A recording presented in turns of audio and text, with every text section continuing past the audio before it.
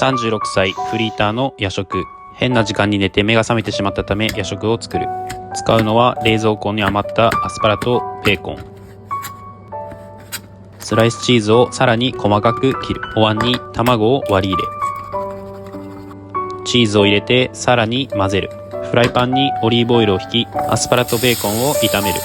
水を入れて沸騰したらパスタを投入。パスタが水分を吸ったら卵とチーズを回しかけて煽る。プロセスチーズでなんとか作ったカルボナーラ完成。いただきます。上出来です。